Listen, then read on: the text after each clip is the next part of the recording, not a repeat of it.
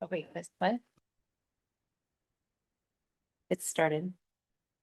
Go ahead and start. Okay, What are you trying to say? it's okay. I call this meeting to order at 6:10 p.m. Okay, first we will move on to roll call by Sadia. Okay, Commissioner Garg, Commissioner Chen. Here. Commissioner McCurdy, Commissioner Biswari, Here. Chair Biswari, I do that every time. Commissioner Sue. Here. Commissioner Lau. Here. Commissioner Liu. Here. And Commissioner Misrat. Okay. Now, first we will move on to the ceremonial matters and presentations for today. The first action is to receive a presentation on community development projects from John Martire, the senior planner. Thank you. I said the public speaking.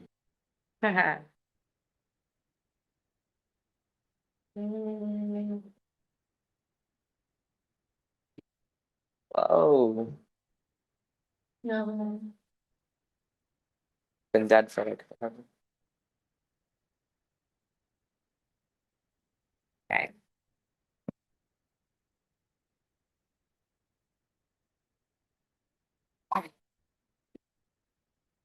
John Martier, I'm senior planner with the city of Cupertino.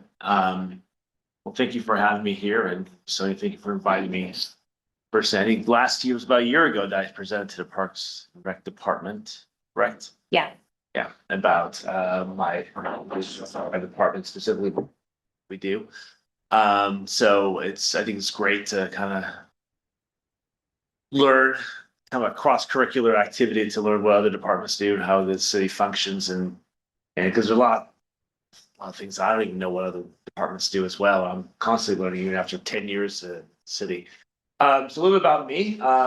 Again, I'm a senior planner with the city within the community development department and within the planning division. I've been with the city since March of 2014, so almost 11 years. I've been a city planner for about 2008, so a little over 15, 16 years, 17 years, God, 17 years. Before that, I was a high school teacher for about 10 years. So I enjoy talking to teenagers and whatever. So wherever I get the opportunity, I'm pretty excited about. It's kind of brings me back to an old profession that I started with. I got into planning about 2008, got my master's at San Jose State University. Started working at the city of Santa Clara on their general plan update. Then moved on to San Pablo, which is a little town just surrounded by the city of Richmond, north of Berkeley. And then I came back down here at Cupertino. Very excited to work out here, not only because I live in Saratoga, but I was also raised in this area too, third, fourth generation, depending on what side of the family, Santa Clara County. So I've seen this valley change quite a bit. I come from a farming family, if you believe that. One of the last ones left at the time. It's kind of exciting to be part of the change and try to affect the change as much as possible to benefit this community. So community development. So most people, when they think community development, they think of the planning division, but there's actually 4 different divisions in the community development department. Planning, we'll start with that. That's my division. Typically, we do what's called land use development review. Land use basically means that if you look at a zoning map of the city, has lots of pretty colors, but each of those colors means something. It limits things that you can do, which you cannot do. We have general commercial zones. We have industrial zones. We believe that on Bub Road specifically, one of our last industrial zones. We also have low density residential, high density residential, hillside residential zones, et cetera, et cetera. Development review, well, if someone wants to come in and build something, whether it's a shed in the backyard or to something that's a few million square feet, such as the Apple campus, we review that. Review for environmental concerns, as well as being the project leads when other departments in the city, such as Public Works and the fire department, review those projects for conformance to their standards. We specifically are the guardians of 4 chapters of the municipal code. Chapter 14, which is our landscape ordinance. Chapter 17, which is our environmental quality ordinance. Chapter 18, subdivisions, as well as chapter 19, which is the biggest ordinance, zoning. But that's where you'll find like development standards. Your family wants to add to their home, or you want to open a business in a certain area. Those are where the regulations exist. And we also have what's called a general plan and very specific plans. General plan is kind of the constitution for the state. That's kind of guides, it's like a 20 to 30-year plan that kind of guides development and functions of the city. Even the Parks and Recs department, it has chapters within the general plan that can guards their policy making going forward. Next is building division. They typically look as, it's very black and white, whereas plan division is very discretionary. We can, you know, there's a lot of room for interpretation, whatnot. Building division, when they look at plans to approve an addition to a home or structure or whatnot, it's very black and white. In most cases, they look at the residential code, the building code for as their guidance. And once building permit is issued, they have an inspectors that go out and ensure that everything's built to code, that safety measures are in place and whatnot. Code enforcement, they basically focus on violations of zoning and building codes. We don't have enough code enforcement officers. This city likes to complain a lot. So, there's a lot of backlogs and whatnot. So a lot of the residents here, like Saratoga where I live too, a lot of people are very, very proud of their neighborhood, I will say. And so they want to make sure it's a nice, clean place to live. You have some repeat, I don't say complainers, but repeat contributors to the workload of the code enforcement division. You know, they're there to enforce standards as well. If you ever see anything that you think is not compliant, you know, we have a 311 system too. So 311, I think it's 311.com. Do you remember? So, yeah. What is it? 311. It's through our webpage. Yeah. And so you can register a complaint that way too. Last but not least is our housing. And it manages the city's below market rate programming. The city does have a stock of below market rate housing on the site. Some you can purchase, some for rent. That housing division is one single person. And so that person works with a consultant that the city contracts with help out. So if you go back to the new, sorry, this is a presentation is about a year old. So I thought the links would carry over to the new webpage, but not quite. So I think the video is the same one. I have to double check, but you know, but we don't have to show it now, but I can always reset. You want me to try? Yeah, you can try. It's basically a video made of our department, our functions and whatnot.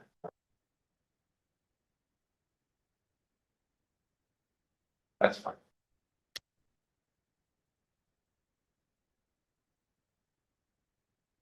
I wasn't planning on showing it. Didn't want to. Although it's loading, so. That's okay. I'll see it. I'll see It's it. like a 4-minute video, so I don't know. I didn't see it. Okay. But the, if you're not aware, we have a brand new webpage on launch. We launched middle of last month.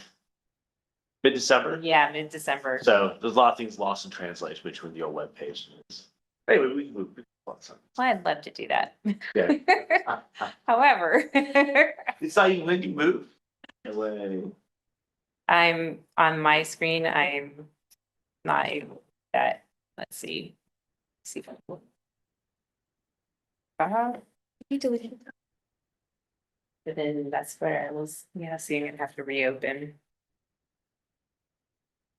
Okay, hold on a second. I'm gonna have to go back. Sorry. Give me a sec. Oh, that's.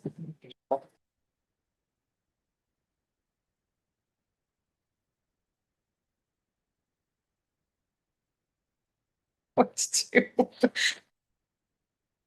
Okay, that messed up my computer, so keep talking and I'll see if I can catch up with you. Okay. So one of the things we do, at least in my division, out of the 4 divisions, planning division is the one that presents the city council, planning commission, the most. Not most projects, but a number of projects trigger approval by either planning commission or city council. And so what we do, a lot of my job is public speaking as well. It's probably I think the most fun part of my job is public speaking, talking to city council members as well as the planning commissioners and stuff like that too, presenting it. Try to convince, not convince, but try to, try to convince, a hearing body that of our recommendation either to approve or deny a project or approve or deny use and whatnot. So my latest one was, I did do a use permit at the marketplace. You guys know the marketplace shopping center? There's a new arcade there, Japanese style arcade. The Marukai one? The, By Marukai, it's By built in. Marukai. Yeah, so that was they had a use permit. Yeah, it's near the Sandria store. what? Yeah, When this open? What? pretty recently, actually. So it was, so they had to go in for a use permit because our zoning ordinance requires that arcades have to get a use permit and approved by the planning commission, which is, I think is kind of ridiculous, but so Wow. let's go to that's perfect. Let's go to slide before. The slide before, okay. Yeah. So these are all live links. You don't have to press these links. I tried playing with it and they just take you to the plan. Typically all these major projects have on their own webpage that we have to try to keep up. Because we have certain council members that are very involved and great. I think it's a good thing to make sure that we're up to date on these projects. However, these live links will just take you to the main planning division page. So I mean, if you want to follow up later this week or early next week with the actual links to each of these web pages. So these are some of the major projects that actually almost all of them I've done, with the exception of the housing element in Valco. Well, it's really the project happens anyway. And that either are being built or have been approved to be built in the city. So I was just kind of go through each kind of ones that you can anticipate to see or whatnot. So let's go to the next slide, please. Westport Cupertino, just down the street. You guys remember the Oak Shopping Center? Yeah, so this is what is taking its place. That big building on the corner is not being built. It's not been built yet. It's just a big lot. So this is the old Oak Shopping Center. The developer came in and requested to redevelop it as a mixed use site, retail, as well as a mixture of high density and middle density housing. There's 88 townhomes that are almost done, actually.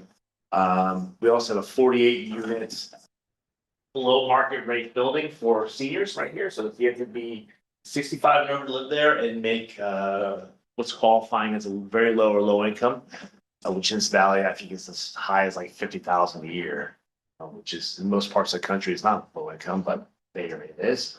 On the corner is not low income. It's actually pretty high priced senior assisted living. But they are coming in, they've already reapplied to modify the project a little bit. Get rid of the underground parking and stuff like that too. One thing you'll see is that even after projects get approved, developers start to do what's called value engineering. They'll look at a building and say, oh, that's really too expensive. They try to cut back on like certain fixtures. In this case, get rid of all the underground parking. So they'll probably save millions of dollars that way, but we'll see how planning commission, city council approve the modifications. On the bottom floors of these two buildings, these are supposed to be retail. 20,000 square feet retail. The bottom right corner, you can see the grand opening for the senior BMR building. It was actually really cool. We got that's the ground floor, but the actual ceremony was the very top floor. So the best views of the valley, I think, are right there because there's no other building that high around it. So you can see all the way all sides of the valley. Pretty awesome. So this is one of the ones that is currently being built out. So the next slide. Valco the Rise. Oh boy. Gosh. Yeah. So this has changed so much. Do you guys remember Valco Mall? Yeah. Very dead. I remember. Sorry, I'm asking these questions. Like I don't know how you guys are probably between the ages 13 to 16, 17. You guys all high school students? 14, 15. Okay. I grew up in Valco. Valco was like, believe it or not, like in the 80s, 90s, Valco was the mall, even more so than Valley Fair. Valley Fair was barely a blip on on the map. And then once Valley Fair, remodeled and Santana Row got added to that, the Falcon just kind of just nosedived in popularity and whatnot to the point where it's just pretty much abandoned by, late nineties. And so when Sandhill bought it,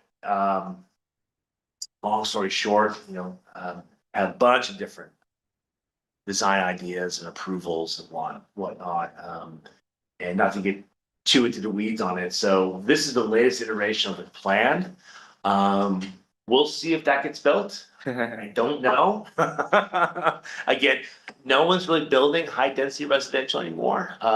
We have about 5 or 6 applications for major plot projects that are in, and almost all of them are townhomes. That type of density is what developers are building, because that's what makes the most money, honestly. Return profit on retail and high density residential in Cupertino and South Bay, very hard to do.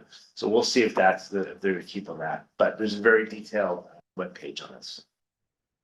And feel free to stop me anytime if you have questions. The Hamptons, this is right by the Apple Park. This is approved in 2016, but they have what's called development agreement with the city that extends their approval for about 10 years.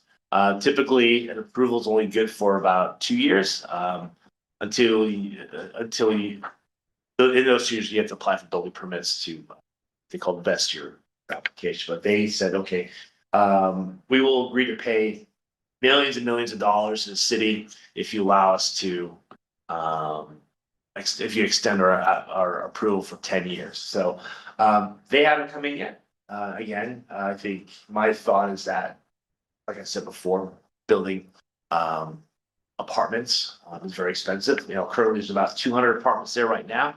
They want to do about 800. Whoa. But a lot of issues with moving people out, finding places for them to live, and time is very expensive. So I think it just doesn't pencil out. But Marina Plaza, this is looking south on North De Anza Boulevard. So you can see the corner of De Anza and Stevens Creek Boulevard, right? Buildings in the corner of the northwest corner. This is part of the about 40,000 square foot of retail and about almost 300 housing units right there. Kind of a cool little Santana Row-ish type of development that was approved, I want to say about two years ago. Okay. Currently they're looking into redesigning it at this point. So again, retail high density residential is very hard to develop now. So again, a lot of what you're going to see is a lot of developers not moving forward because of cost of development. But they're still very active. They've been active on the side to redevelop since 2016. So we'll see if they'll stick with this type of model or not. Cupertino Village Hotel. This is one that has a development agreement as well. Do you guys know what the Duke of Edinburgh is? A little pub on North Wolf. That's the site. So their thought is to tear down the Duke of Edinburgh and build this hotel. Hotels at one point were very sought after by the community because they bring a lot of money. Each time you rent a room, you pay what's called a transit-oriented tax. Oh, transit occupancy tax, which is basically goes straight to the city. So it's about 12%. Say your room is $200 a night, you pay $24 each night. That goes straight to the city. This is anticipated bringing about $90,000 a month to the city. Taxes, so almost about a little over $1 million a year. So city council with this hotel, the next one, was very happy to have these hotels come in. Fortunately, a little thing called COVID happened, and so business travel, which this is right across from campus, has been affected. So a lot of people aren't doing anymore. In fact, you guys know the Aloft Hotel is? So an article just came out today stating that the Aloft is that the owners of Aloft are going to lose the hotel because they can't keep up with the mortgage. So a lot of this stems back to that. We're not seeing the traction of. But anyway, this is kind of a cool hotel. One of the things that council requests is that they provide programs for internships of local students have a restaurant on the ground floor, a rooftop bar, all those types of things to make this not just a place to get great tax revenue, but also an amenity for the community's use. Also, as well as free shuttle service to hotels, other hotels, to airports and whatnot. Next one. This is the Deanza Hotel. This is supposed to be at North Deanza Boulevard. You guys know Goodyear tires? Whoa. Yeah, right on the site as well. The same type of thing. Both of them were approved about a year apart, and they have a development agreement that extends their approval until 2020. On the very top, the developer was convinced by council to put a nice big restaurant with nice beautiful views of the valley, open to the public, as well as other types of community amenities such as internships for high school students from Cupertino, free use of community rooms in the hotel times a year, free shuttle service, whatnot. So, like the other one, they're waiting for the market to pick up again for business travel, and then they're looking to develop really quickly after that. The first hotel actually has, I think they have someone interested, so hopefully that one is on the radar to be developed. Next one. VP1, Valco Parkway 1, Apple Valco Parkway project. This is right across from Main Street. This is about 200 some odd thousand square feet of Apple office space. So one of the other projects that you see being built anymore is office space, unless it's built by the actual company itself. Mainly because in Northern California, especially the Bay Area, a lot of folks are still working from home. So rather than building more office space, a lot of companies are just leaving. So you see a lot of vacant office space. So Apple was one of the ones that applied to have more office space.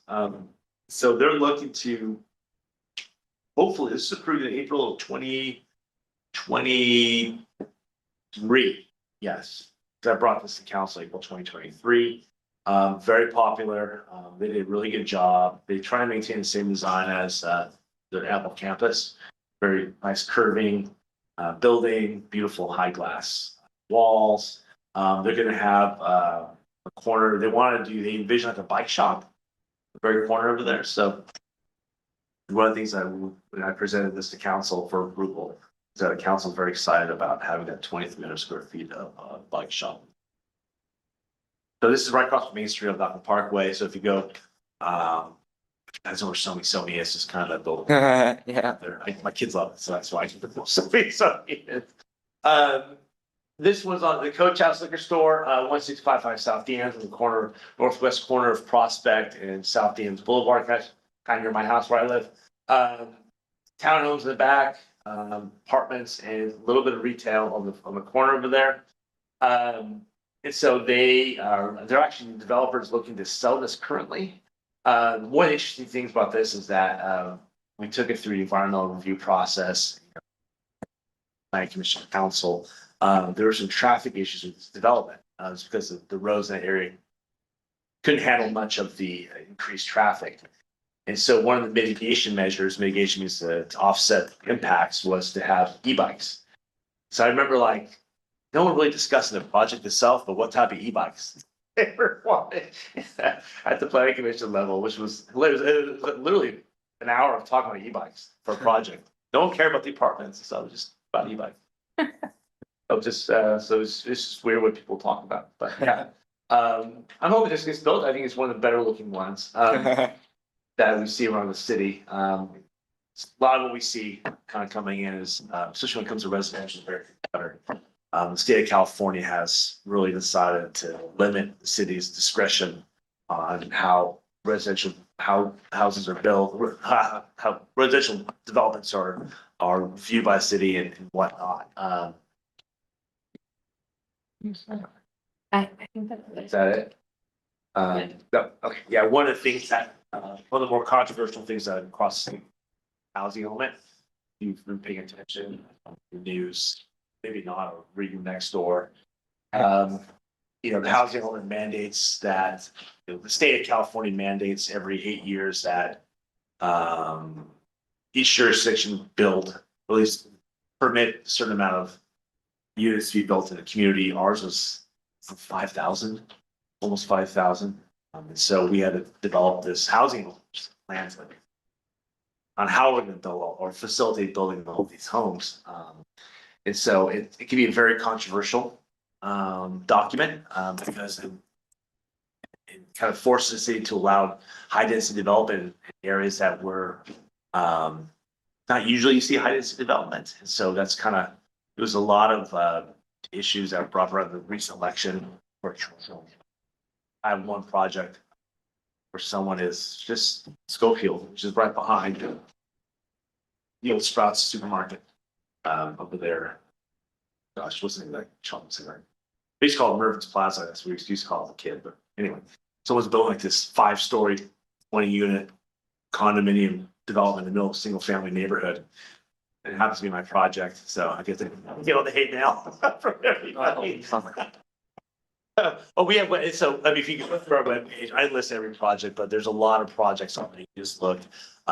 Because of copyright law, we're limited to how the plan says we put on there and whatnot. But it's kind of, if you have time, just go through the planning division and look up major projects and see the history of all the projects, at least the major ones, there's community and whatnot.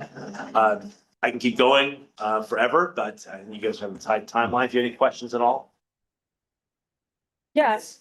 The VP1 project, is the bike shop like one of the things that are open to the community as well?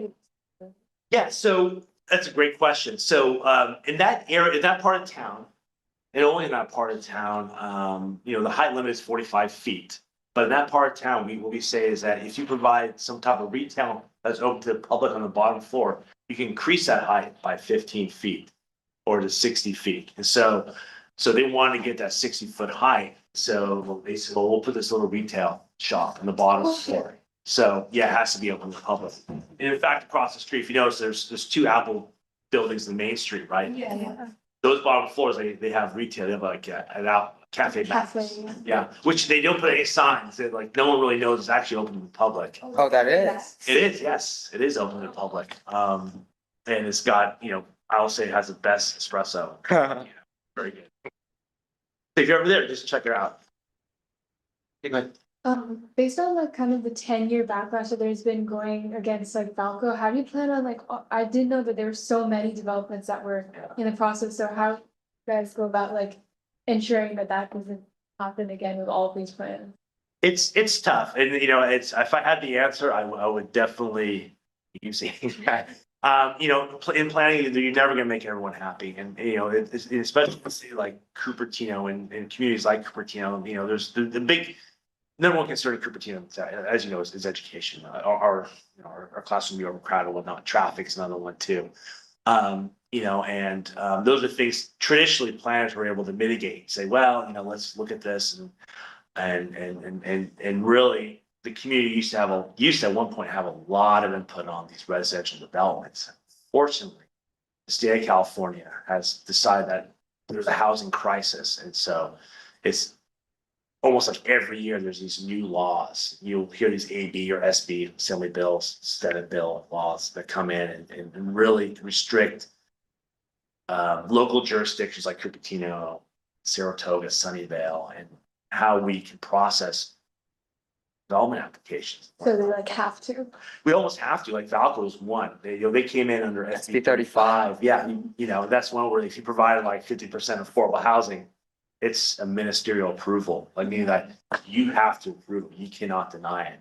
As I was sitting here before, I'm like, texting my planning manager about this high rise in a single family neighborhood going through their comment letter, and you have to be so careful about what we can comment on, because it used to be you can comment on anything. Developers knew that's part of the game, but now it's like if you make the wrong comment or you take one day too late, they get almost automatic approval and stuff like that, dude. So it's almost like, my best friend in the city is the city attorney, because he's very, you have to have a very good city attorney, because it almost takes an attorney to look at these land use laws now. I'm like, I look at the state laws. I'm like, I don't know how to read this. So it's a lot of times they're very contradictory, and a lot of times they don't make very much sense. The ADU also, one of my big projects are an accessory dwelling unit. Is an accessory dwelling unit ordinance to make sure it's up to code, up to date state law. So I have to work with the attorney and our land and some of our outside land use. Legal analysts as well, and to come up, because you look at this law, it's like, it says something over here, but it says the exact opposite over here, it's another part of the state code, and just call it a mess. But yeah, it's kind of, it's hard for us because we feel the pain of the community as well many times, and but a lot of times we have these handcuffs. Unfortunately. Okay, do we have any other clarifying questions from the commission? Would the public like to comment? Any public comment? No. Any additional comments? No. Okay. Thank you so much for your presentation. Fine. I miss talking to the youth of America. I mean, thank you for volunteering. This is so great. And keep it up. But we need people like you to kind of keep this democracy moving in the city, and you guys do make a difference, honestly. So We're a good group. Thank you so much for coming. I appreciate it. you're not It's not like gonna it's fun. Okay, for ceremonial matters, we will now move on to our next subject, which is to receive a presentation from youth-led organization Up Scientists for the commission highlight program.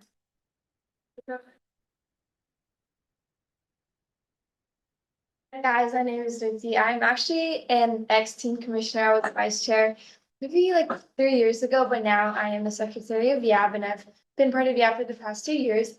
But something else that I do on my side is I founded a nonprofit called Up Next Scientists. So today I'm here to give you a really quick presentation on what we do specifically for the youth like the recognition program that you guys know.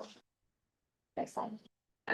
Okay, so really quickly, we are a completely youth-led virtual nonprofit organization, which I created in 2023 because I realized that there were a lot of access barriers, specifically in terms of like cost, and I guess a lot of summer programs in this area require people to have like past research experience, which it's not always possible for students to have. And so this is why I created this nonprofit to provide free, virtual, and easy access research opportunities to kids who maybe couldn't get them in any of them. Okay, yeah, so basically just what I said, our mission is to refine the skills in crafting compelling research articles across all the different fields of STEM, and we do this through a couple of different programs, which we'll hear about next. Yeah, our vision is kind of the same thing as our mission. We inspire and nurture the next generation of scientists to shape the future of scientific exploration. Okay, so these are some of our directors. We do have a board of 21 members. These are all of our directors, and we do have, I believe there are, we have 4 different commissions, and then we have board members which make up the rest of our 21 directors. I love that. Okay, so these are the programs that I'm mentioning. This is kind of our capstone program. It's called Creativity and Research. This is basically a 6-week-long program where we teach students how to write different types of, I guess, scientific research. So in our first one, we taught our members how to create research posters. And we taught them how to write an abstract, how to cite, how to find sources, stuff like that. So this is a very guided step-by-step program where we pretty much go through like everything from like picking a topic to like writing stuff. We give feedback, and it is one of our commissions that is in charge of leading this program. And these programs are 6-week long, all virtual. We meet once a week for 40 minutes, and we do a lot of like lecturing and instruction in the first 20 minutes of these meetings. And then we split out in a breakout room so that the students can get more one-on-one interaction with one of our board members. And then our next program, Creativity and Research 2, we branch into both visual research, which is those posts that you see on the left-hand corner of that box. Basically, that was where one of our commissions taught people how to convert like a scientific process into like an analogy and then put that in a social media post. And then on the right is see our journal, because another portion of this program. This was a longer one. It was, I believe it was 80 minutes long, 6 weeks once again. We taught people how to write an actual article. So once again, abstract to conclusion, but this time in article format instead of poster format. We did do creativity and research 3 over the summer. I wasn't able to put it on the slide, but it was kind of a mixture of both. We did have an article writing component and a research poster component as well. Next slide. Okay, so these are some of our other programs. Writers Lab is a very one-on-one program because the creativity and research programs we've had around I want to say like 80 participants to a ratio of around 6 board members. For Writers Lab, it was like 6 participants for 6 board members. So it was very one-on-one, basically help the students, or our board members help the students pick a topic, do a lot of research, then conduct a more full-length review, and we taught them how to write a literature review on that. And then Visual Lab Quest just ended. This is basically a international teamwork-led program. So basically, we create students, or we created teams with students from all across the globe, and we taught them how to basically find a topic in STEM that all of them are interested in, and then create a research infographic on that. So that one was less of research and more of like collaboration and teamwork and creativity. Yeah, these are our 3 different types of programs. Slide. Okay, yeah, so these are some of our samples. Yeah, those are some of our posts in pink, and then some of our abstracts from our journal. Next slide.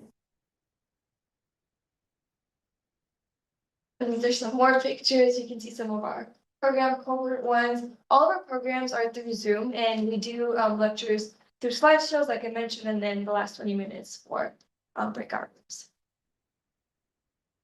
Okay, so just a little summary of what we've done so far. We were able to get our nonprofit status back in April, which is a really exciting moment for us. We've hired around 20 board members, and then through our Instagram as well as our programs, we reached around over 1,000 students in 50 different countries, published over 100 papers in 2 journals, and around 50 of those research posters. We've also raised over $1,000 for funding, which we plan to use this upcoming year in more, well, I guess you'll hear about that later. And we've also hosted 3 creativity research programs and 1 of each of the 2 following programs that I mentioned. Okay, so what we will be doing in the future, I plan on having us continue those creativity research programs, this time doing it 1 per quarter, so for this year. I also want us to host an in-person article writing bootcamp, probably somewhere local here, since this is where I'm from, and since this is where a couple of my board members are also from. And I also have this idea for a new program where basically we get IRB approval to conduct statistical research. So for those of you guys that don't know, it's pretty impossible to conduct lab research, especially if you have like a bunch of people over Zoom. So the other method is to conduct like a survey and get data for that. But in order to do that, you have to get approval from I guess like a school or a college or some sort of institution that basically certifies that what you're doing is ethical. And that's where the IRB comes in. But that costs a lot of money, so we're working on that as well. And then basically we would have all of our program members come up with like a research question, and then they create their surveys, get data from their community, and then we teach them how to convert that data into a research article and then present it to them. Okay, so if you guys wanted to learn more, we're at Up Next Scientist on pretty much every single platform. Our website is literally just upnextscientist.org, our LinkedIn, our Instagram, Up Next Scientists. Next slide. Okay, that's it. Any questions? Yeah, so at this point, do we have any clarifying questions from the commission? So this looks really great. I have a few questions. First, I noticed that there was a GoFundMe. Yeah. So can you tell me a little bit about how that contributes to like your total funds? Finances, yeah. So we do a lot of grant-based funding, and for most platforms, GoFundMe is a very convenient way for them to send the money over like instantly. So yeah, we primarily use GoFundMe to, I guess, accept donations. We are going to be starting to do more, I guess, community-based fundraising, which is also where GoFundMe would come in. But for now, we use it as more of an official transaction method. And another question I had was I noticed that you mentioned that the like end products are published. Yeah. So where are they published? On our website. Next slide, just over. Okay, great. Any other questions? One last Yeah. question. So to me, my understanding is that this is kind of like a starter program, Exactly. which is great. I think this is very needed. So based on this, are there any stats at all on how many of your like alumni go on to higher research programs? Yeah, it's a good question. Our first grade school research program was around, I want to say like 8 or 9 months ago. We haven't really tracked the long-term engagement, but I have heard back from a lot of people, or I guess people that still keep in touch through email, saying that they have gone on to get published. I don't have like a formal number for you, but I do know that this is definitely intended to be a resume booster for most people. And I think it does a pretty good job of doing that because people do use this as, I guess, the background experience that that proves to be a barrier for a lot of other I guess more prestigious opportunities. Thank you.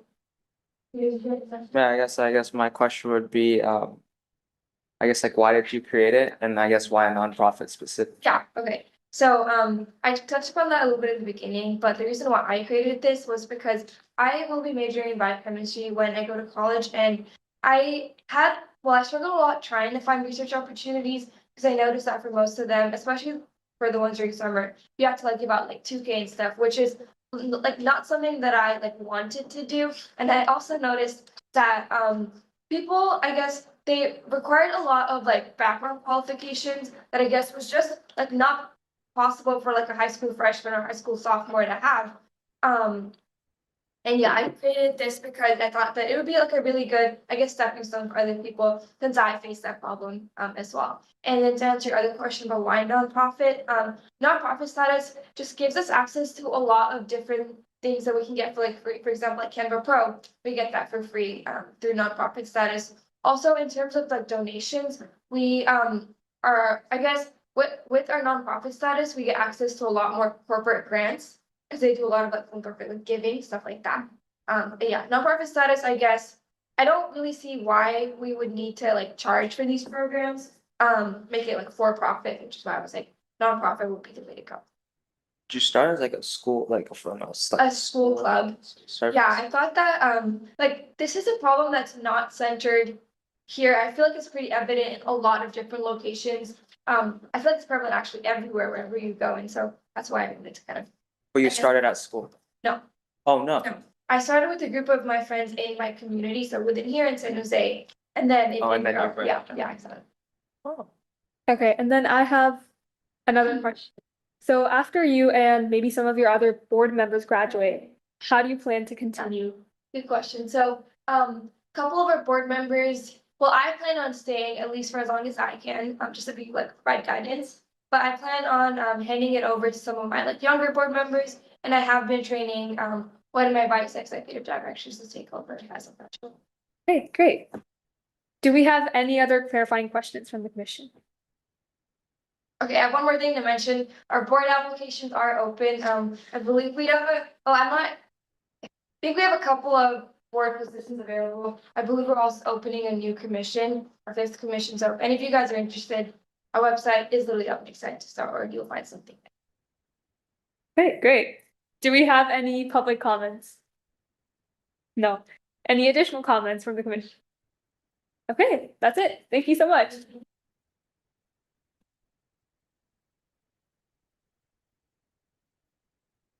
Okay. So now we will move on to the approval of minutes. The subject is to approve the minutes from the teen commission meeting on November 13, 2024. So we can just take a minute. Yeah.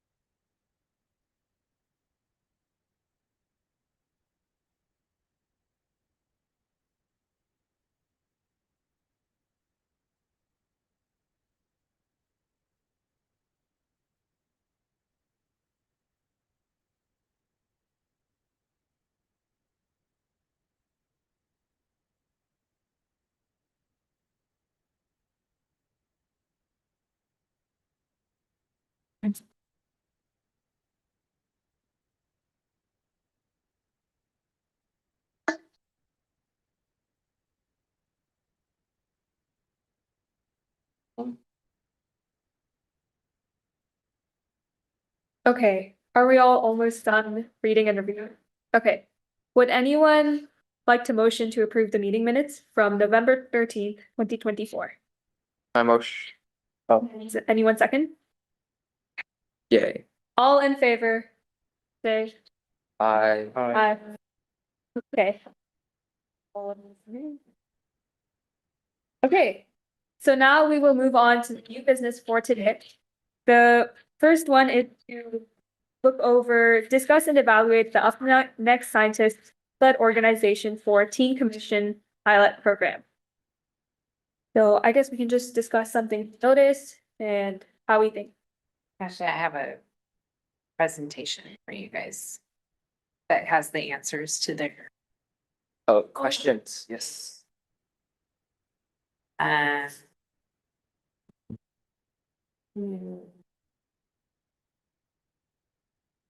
I think you can just keep it in non-present mode too. yeah, it's, sorry. Okay, let's do this. Okay, so, our agenda is to go to review their application, and consider, their application to have highlight spot. Okay, definitely having issues there. Okay, so just a reminder of the questions that we ask in the application. What are their goals, what they want to achieve, how they plan to increase engagement, what are the plans after they graduate, what are the plans for longevity of the organization, why do you want the highlight, and what's the impact on Cupertino, and what made them want to start the YLO. So it seems that you all did a very good job about making sure to ask the appropriate questions when she was here. So since we just had the presentation, this is just a repeat of the organization and the contact and the website and Instagram and LinkedIn. So we asked how many events they have done, and as you can see, they weren't really events like Tino Eco did more events like a cleanup, and they did more like programs, and there are those cohorts that last several weeks. Okay, and I think that we understand what the organization did from her presentation, so I won't go through that. And just a reminder of how they engage participants is hosting those 6-week cohorts. And I think because we just had the presentation, just quickly plans for after graduation. Judy had mentioned that she's going to try to stay on as well, and then also is training. And what makes it unique? I don't know that she hit on this, although she did a little bit in her answer about the nonprofit, that they operate on a zero budget, and they're, becoming nonprofit, and they're getting grants, and so they're not expending their own money, basically, and they're not charging for their services. Why they think the Teen Commission should be highlighted. So she saw that need, that there a lot of young high schoolers especially were not able to get research opportunities. So she basically created that to create the opportunities so that they can build resumes, and obviously to help to get into college for that. And sitting on that, especially for the younger teens, that she saw that need. So, and when she talks about more to prestigious programs, when they're applying for more prestigious college programs, that they have something to show that they've already done a research project. Okay, so now you can go to more discussion about it. Okay, so now that we have looked over what they submitted, I think it would be best for us to just discuss and think whether we want to highlight them. Actually, sorry, because we haven't done this in a little bit, but the proper procedure is for us to do clarifying questions, public comment, then call for the motion to vote. And then if we have it on the table to vote, we have a second, then you go to discussion and then you go straight into the vote. So right now, just clarifying question, and then we'll go to public comment. Yeah, I think I have it right here. Okay. So first, do we have any clarifying questions from the commission? Any public comments? Okay, so would anyone like to motion to approve them? Or motion to approve? And I second it.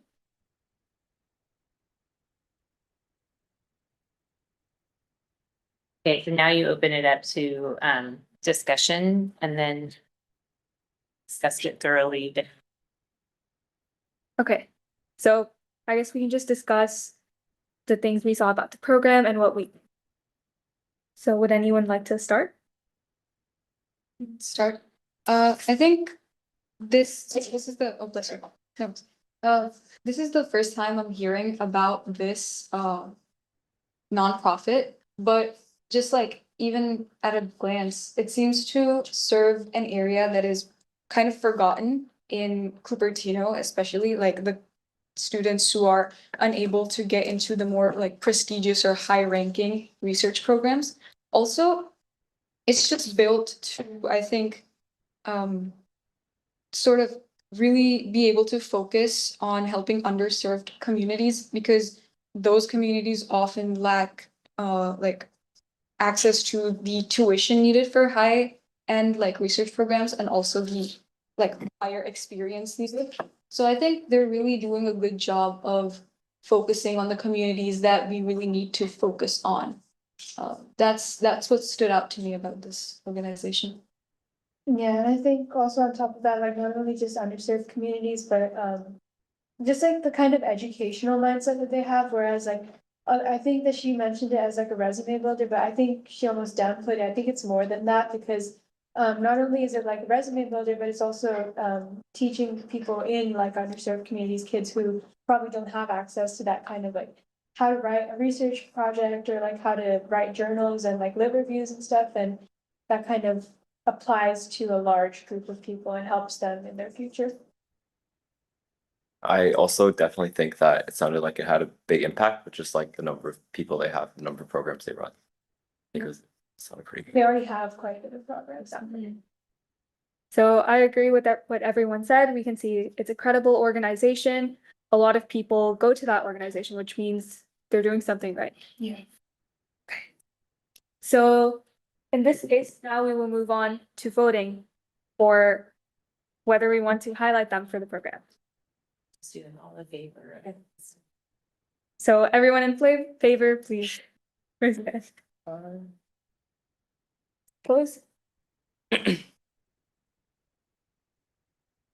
Have we ever voted against any of these No, I don't think so. or even voted not unanimously? Ah, democracy. Okay, who doesn't? And this program was kind of set up for you to recognize organizations, and so, you know, I think it's more if somebody would come to you that you felt like this really didn't have the merit that it just seemed to like.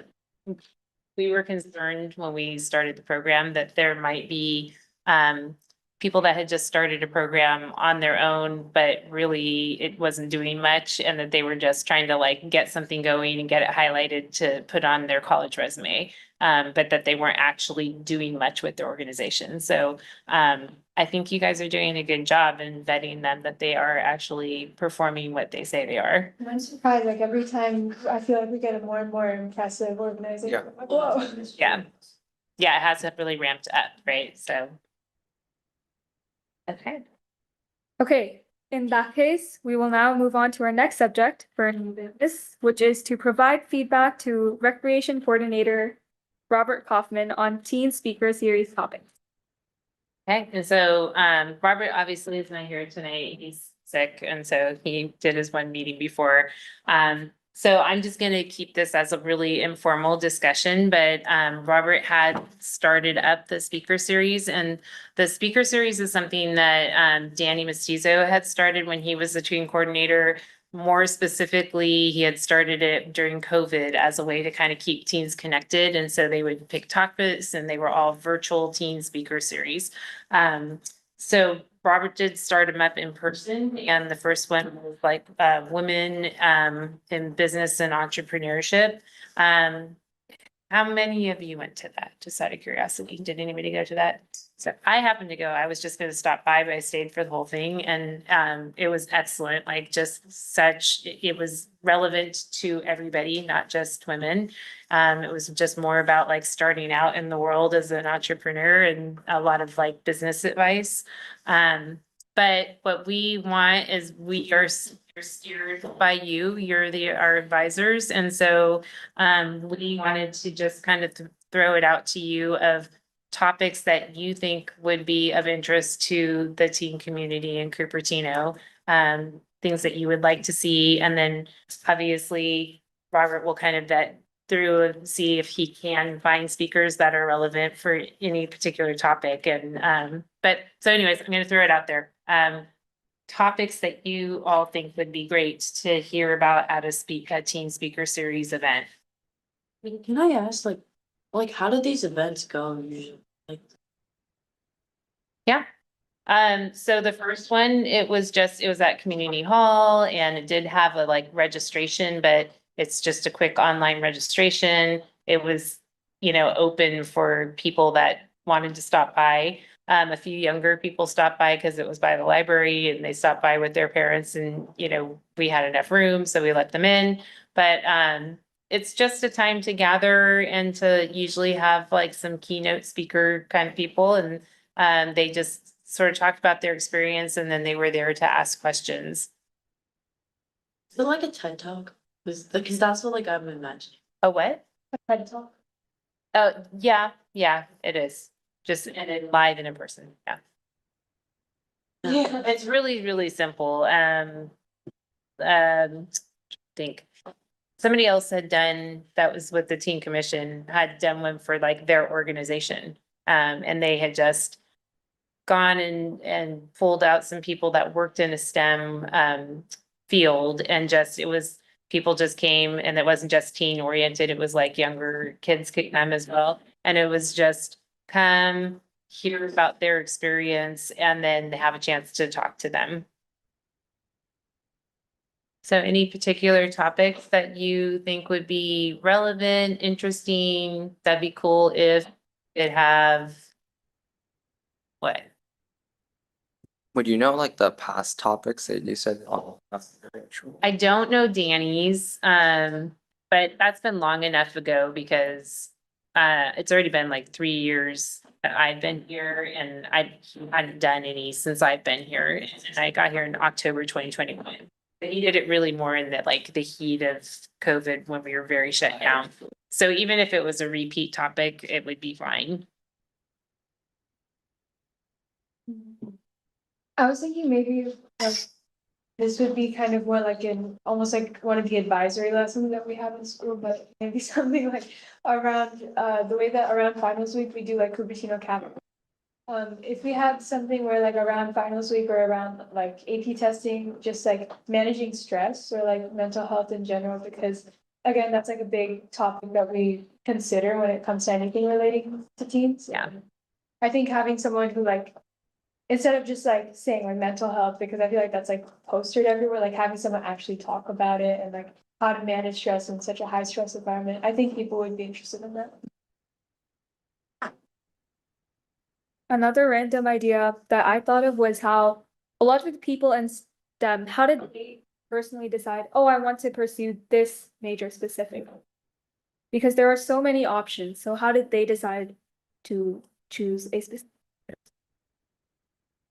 Would specifically STEM majors, do you think, or? We could even open it up to anything. I'd say Yes, I'd STEM. say separate it like STEM, and then because the people who attend those things tend to be different groups of people.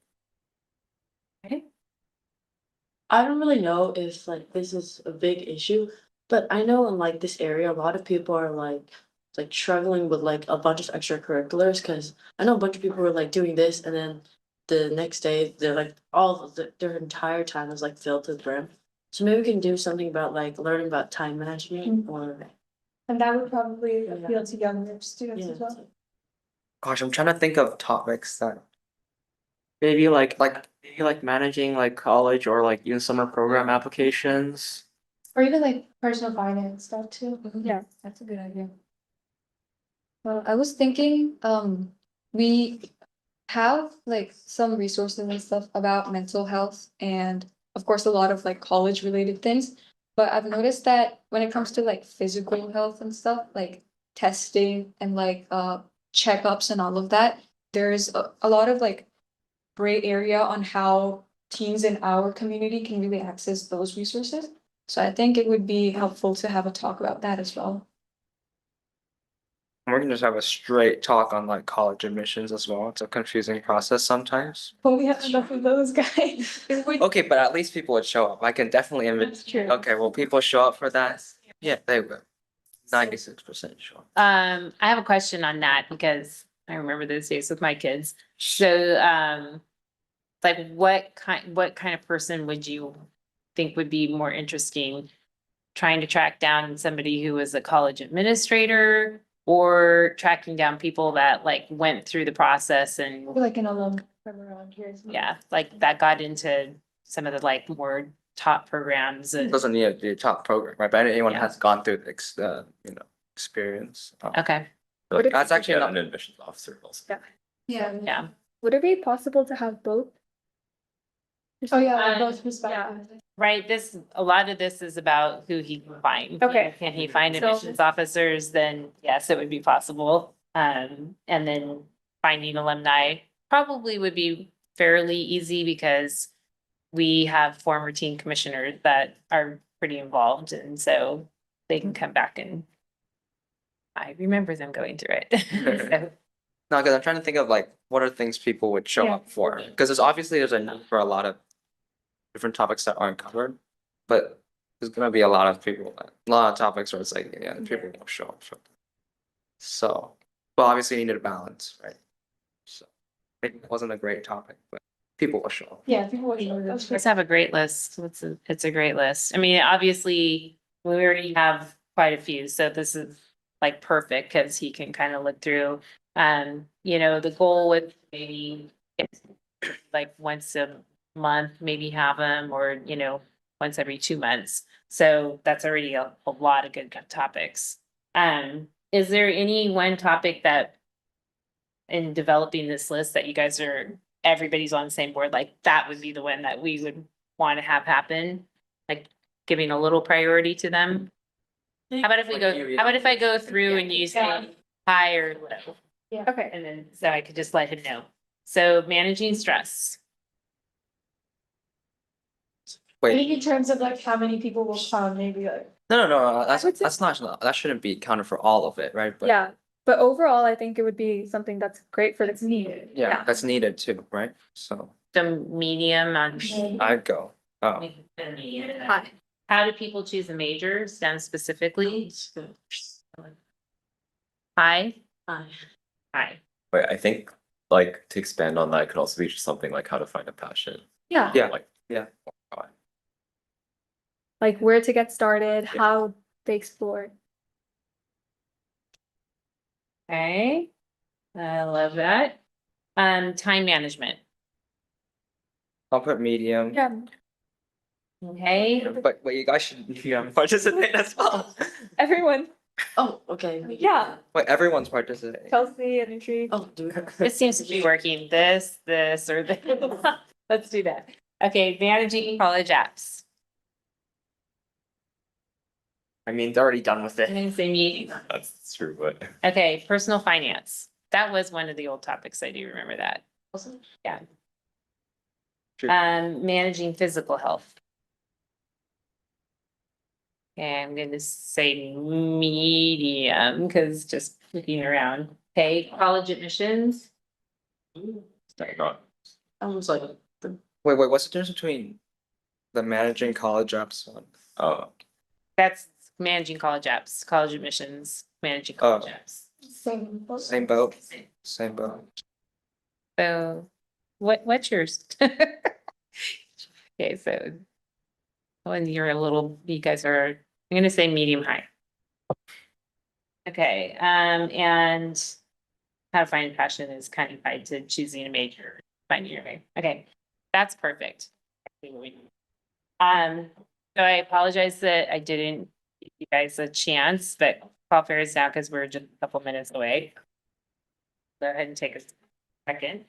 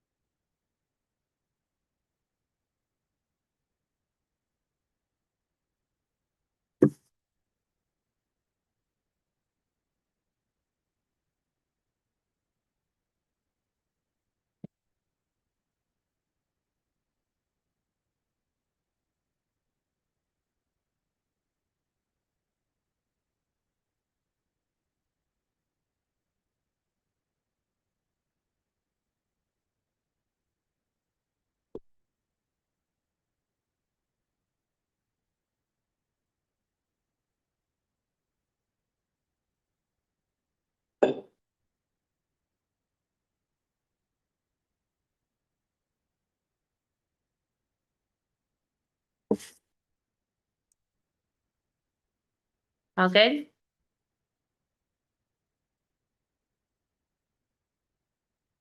Go on to the next one and I'll do a quick report. Okay, so now we are moving on to staff and commission report. Okay, in the absence of Robert, I will just hit on a couple of things for him. I know right before we had a meeting with judges and, the moderator, and you're gonna be the moderator, for the spelling bee, and that's gonna be on January 18th. That is the one event that probably if you're not signed up to work it, that's probably not a stop by because we charge for spectators to come. So if you're not already signed up, don't, I'm not billing that one as like a come stop by. But good luck to everybody who's gonna be involved. Did I miss anybody else? Is anybody else from this group? I think I'm like the Yes, Chelsea, Round manager. round manager or something. perfect. Thank you for volunteering to do that. So January 18th, and then we'll have hack coming up, and that is gonna be, look it up. It's gonna be not on here on. Okay, April 12th and 13th. How many of you are planning on trying to be involved in that in some way? Quite a few of you. Great. As participants or as helping out and possibly judging or something? Or, okay. How many of you have done it in the past? Okay. So definitely get that word out to friends about hack. It's a really fun night. And Robert kind of has it down to a science as well, so that's great. And then this year, to make sure everybody's aware, we have Big Bunny, and it normally is the day before Easter.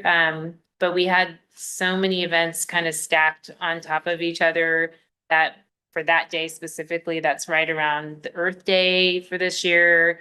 And so and we have a bunch of festivals in April. So we actually moved up Big Bunny and we've moved it to March 8th. But that's a really fun event. I don't know if Robert has already, I'm not even sure where he's at, but if he's already figured out moderators for that. Has he talked to any of you specifically? Okay. So I'm gonna let him figure that out. But and we might just do that by, but that will be a big one. It's really fun. You guys have heard, you guys both did it last year, Anika and Shivika. And I think, we're more organized. We don't know what that's gonna look like moving it to March.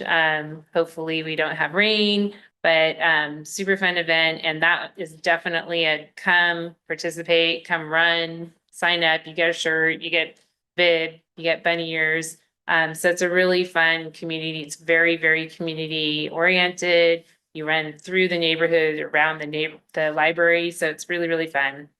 So for sure, look for information from us on having you participate more in that. And let's see, we also are gonna have our teen resource fair, so I'm jumping around a little bit here. Our teen resource fair will be March 15th. And how many of you participated in that last year? Yes, we have one. Okay, Wait, was that the one with the? at Main Street? Yeah. So this is, again, it's a new format. We used to do, it's a summer job fair for Cupertino jobs. And I know that we've received feedback, like, wouldn't it be great if it was like other jobs too? But honestly, we're trying to fill our jobs for the summer. So, and we have a lot of our staff coming and, they come to talk about the jobs that we have available during the summer. We only have really like 4 different camps that are run by our staff, and the rest are all contract camps. And so we have 2 out at McClellan, the nature and science camp. I think it goes nature then science. And then here we have preschool adventures and then adventure camp. And so those 4 programs are the only opportunity for our leaders in training program. And they're very codependent on each other. And leaders in training is as popular as the camps are for the kids. So we really want to make sure that we keep the staffed, that we keep, that we keep that circle of dependency going, really, and that we have the kids to give the opportunity for leaders in training to come in and learn and have a job as volunteers. So anyway, this whole day is half about that, and the other half is about mental health resources. And I know that a lot of you maybe remember Cupertino of old, but we have moved into like a different, more broad format, right? And so we worked with the inter-district council, and Drudy actually like headed the health, I think it's mental health wellness council. And so that council coordinated all of our mental health wellness booths to come to the event. So it's like such a great partnership. The Main Street gives us the space, and that was a lot more popular than when we would do our just job fair for the summer. We used to do it back here, and we got some participation, but we had far more participation because it was a lot more fun to stop by at Main Street. So anyways, this is one that all of you should really kind of put that date in your, calendars and plan on taking a shift to come and talk about, what it is to be commissioner. Some of you have already volunteered in other volunteer programs, so you can kind of speak to those. And then just to be out there and to participate in the whole day. So it should be a great experience. Let's see. Also, a reminder that we're going to, as a department, we'll be running Earth and Arbor Day Festival. And in the past, that was run through our sustainability department. So it's going to be kind of the same look as what it was in the past. It's going to be at the library field, and they still will be looking for a lot of volunteers to help with the day. So if that's something that you're passionate about, then that's a great opportunity to come out. We're probably going to have some kind of moderator role out there. We'll know as we get a little bit closer, and just a lot of opportunities to be involved. But it should look similar, and that's going to be on April 5th. So another one to put in the calendar. Sorry, I didn't catch the date for the nature. And that one's March 15th. One more thing that I just wanted to mention. Oh, there's also going to be a spring plunge this year, which is a little different. So March 29th, there's going to be a plunge. So they're going to have it before they open. They usually have one in the fall right after they close for the season, and this year they're so popular. So just fun to be aware of. If you have a dog, they're super fun. I think resident dogs are $10, and you get to go like let them jump in the pool, and they have doggy treats out there, and it sounds like it's really cute. Let's see what else. Yeah, I think that's most of our stuff coming up in the spring. Again, we'll do a lot of email communication. Just a reminder to, oh, I have another really big reminder. A reminder to check your city email. Does everybody here have the ability to check it like on your phone? Do you have it? Okay, so keep checking those emails. Also, who has completed their ethics training? I got like half of it. I started it. It keeps telling me that I have more time left and I have to keep redoing it. Oh, yeah. Okay. Yeah, you have to do it until 2 hours. If it's less, then you have to. Yeah. So if you get to the end and it says one, just, it has a timer on there. So literally just have it run, even if you're able to move through it faster. Don't go to the final end until it's run for 2 hours. Okay, if you've gotten to like 1 hour and 45 minutes and you ended it, you could contact Lauren Saputer and ask her if there's an additional training that you can take and then tack that on if you don't want to like go through that whole training again. Because I had to do that last year too. gosh.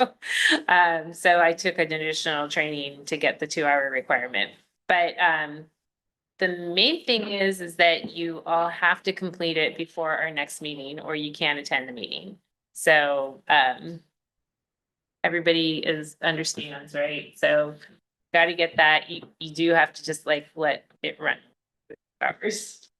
I know, frustrating. Just don't go to that very last page. You can go backwards and forwards in it, just so you know. Okay. Yeah. So that's the biggest announcement that I just had to make sure that you were aware. Any questions about any of the stuff coming up?